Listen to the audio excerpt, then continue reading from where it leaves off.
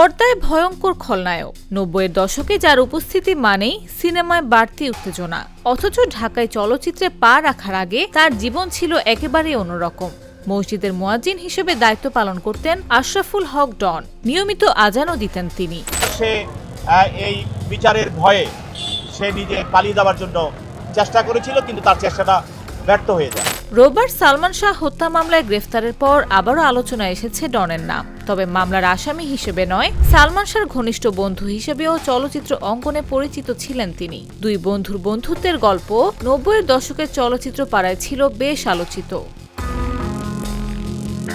১৯৭১ সালে বগুড়ায় জন্ম ডনের। ১০ ভাই বোনের মধ্যে সবার ছোট তিনি। রাজধানী ঢাকায় এসে নির্মাতা সোহানুর রহমান সোহানের সঙ্গে পরিচয়, আর তার হাত ধরেই চলচ্চিত্রে অভিষেকের সুযোগ পান ডন।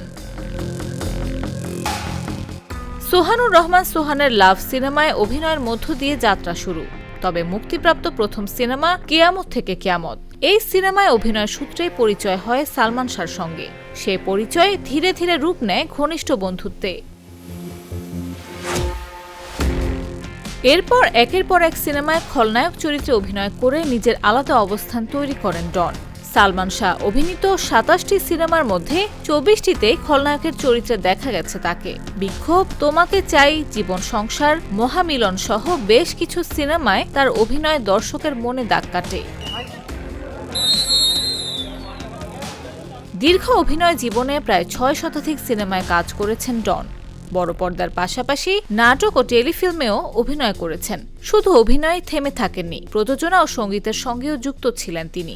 এক জনমের ভালোবাসা সিনেমা প্রযোজনার পাশাপাশি আর্কাইভ নামে একটি ব্যান্ডও করে তোলেন। তবে জীবনের সবচেয়ে আলোচিত অধ্যায় হয়ে উঠেছে সালমান শাহর সঙ্গে তার বন্ধুত্ব। প্রিয় বন্ধুর অকাল মৃত্যুর প্রসঙ্গ এলেই আবেগ আপ্লুত হতে দেখা গেছে ডনকে। বিভিন্ন সময় সালমানকে নিয়ে পুরনো স্মৃতিও তুলে ধরেছেন তিনি।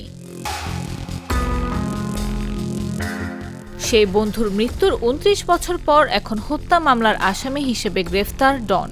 এক সময় পর্দায় খলনায়কের চরিত্রে দর্শককে চমকে দেয় এই অভিনেতার বাস্তব জীবনের নতুন অধ্যায়ও এখন ঘিরে আছে আলোচনায়।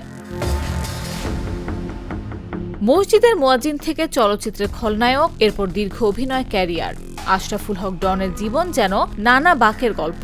তবে এই গল্পের নতুন অধ্যায় বন্ধু হত্যা মামলায় কারাগার। শেষ পর্যন্ত গল্পের ইতিতে কি নাটকীয়তা যোগ হয়, সেটিই দেখার অপেক্ষায়। নিউজ ডেস্ক, জাগো নিউজ।